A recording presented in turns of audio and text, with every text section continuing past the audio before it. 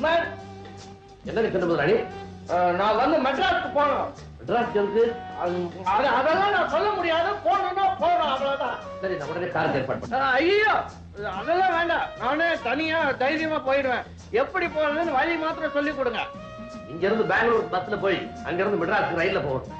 ஆஹா, சரி. அப்படின்னா பஸ்ஸுக்கு ட்ரெயினுக்கு டிக்கெட் வாங்கிட்டு வாங்க. அப்புறம் ட்ரெயின்ல வந்து படுத்துக்கிட்டு போற மாதிரி வசதியா சீக்கிரம் போயிட்டு சீக்கிரம் வாங்க. ஆமா. என்னயா மேனேஜர், ஏன் என்ன சும்மா கூப்பிடுற? உனக்கு வேற வேலையே இல்லையா? கல்யாணம் திடீர்னு மெட்ராஸ் போகணும்னு சொல்றான். ஏன் என்னன்னு கேட்டா பதில் சொல்ல மாட்டேங்கிறான். எனக்கு சந்தேகமா இருக்கு. போனா போய் தொலையட்டுமே, நம்ம வேலைக்கு ரொம்ப சௌரியமா போச்சே. கல்யாணம் மெட்ராஸுக்கு போறதுல ஏதோ விஷயம் இருக்கிறதா எனக்கு படுது. ஒருவேளை அவங்க அப்பா சாகரப்போ சொந்தக்காரவங்க யார் அட்ரஸ் யாரும் கொடுத்திருப்பாரோ? எனக்கு அந்த சந்தேகம் இருக்குது. அப்படி யாரையாவது சொந்த பந்தம் கூட்டிட்டு வந்தான்னா நம்ம திட்டமெல்லாம் பாழா போகும். அதனால சாமி பிள்ளை அந்த பையனுக்கு நல்லா சோப்பு போட்டு விஷயம் என்னன்னு தெரிஞ்சுக்க. சரிதான், அவங்க அப்பா இருக்கிற வரைக்கும் சூப்பு போட்டேன், இவனுக்கு நான் சோப்பு போடணும், அவ்வளவுதானே?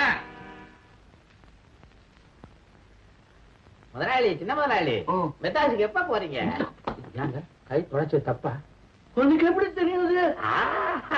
அப்பாதான் என்கிட்ட அப்பவே சொல்லிட்டாரு.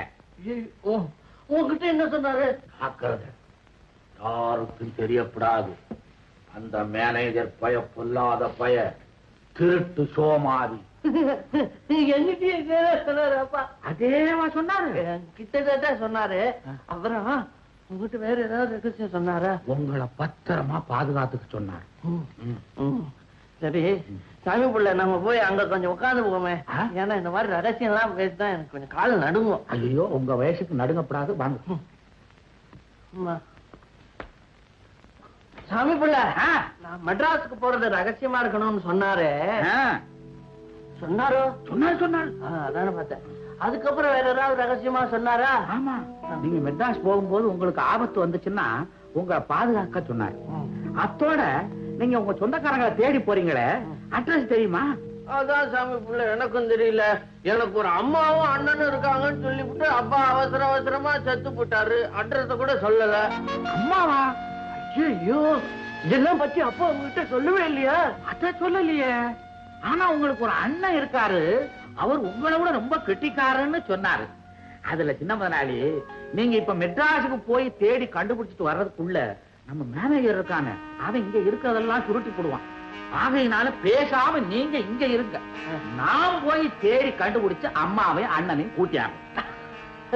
நல்ல ஐடியா. இல்லையே, இந்த மேனேஜர் நீ எங்க போறேன்னு கேட்பானு. உங்க அம்மாவையும் அண்ணனையும் தேடி போறதாவா சொல்லுவேன்? எங்க ஊருக்கு போறதுக்கு லீவ் கேட்கற மாதிரி உங்ககிட்ட கேட்பேன், நீங்க குடுக்கற மாதிரி கொடுத்துடணும். 2 பேரும் சேர்ந்து மேனேஜரை ஏமாத்திக்கலாம். ஐயோ, என்ன தமிழ் பிள்ளை நல்ல ஐடியாவா சொல்ற நீ. மேனேஜர், நம்ம எஸ்டேட்ல இந்த டீ காபி செடி எல்லாம் இருக்குல்ல, அதெல்லாம் எக்கச்சக்கமா காடா வளர்ந்து போயிருக்கு. அதெல்லாம் கொஞ்சம் பிடிங்க எரிஞ்சுட்டு ஒரு பெரிய சடுகுடு மைதானம் கட்டணும். என் திருமண விஷயமா ஊர்ல இருந்து கடுதாசி வந்திருக்குது, பொண்ணு பார்க்க போகணும், ஒரு வாரம் லீவு வேணும். யாருக்கு? உங்க பிள்ளைங்க? எனக்குங்க. உங்களுக்கு கல்யாணமே இல்ல, நான் மறந்து போயிட்டேன். மேனேஜர், லீவெல்லாம் இப்ப தர முடியாது. நீங்க வேற மெட்ராஸ் போகணும்னு சொல்றீங்க. நீங்க போயிட்டு வந்த பிறகு லீவ் தரலாம். இல்ல, நான் போல. ஒரு மனுஷனுக்கு கல்யாணத்தை விட என்ன முக்கியம்? இவருக்கு ஒரு 1000 ரூபாய் கொடுத்து அனுப்புங்க. 1000 ரூபாயா? நான் தான் முதலாளி, சொன்னா கேட்கணும். எஸ் பாஸ் தான் கொடுப்பாருன்னு அர்த்தம். வாங்கிட்டு பத்திரமா போயிட்டு வாங்க. பொண்ணெல்லாம் பார்த்து சரியா கூட்டிட்டு வாங்க. கையோட கூட்டுவாரு.